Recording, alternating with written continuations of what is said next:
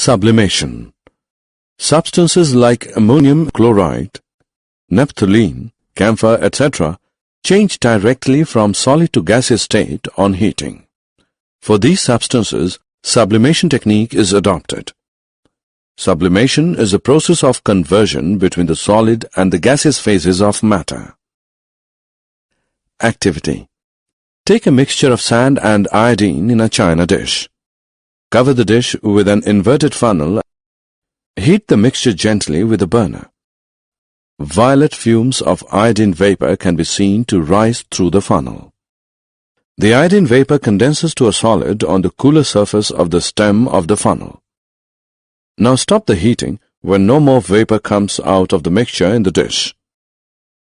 The pure iodine crystals are scraped out. The non-sublimable sand remains in the dish. Iodine is a common example of a substance that visibly sublimates at room temperature slowly.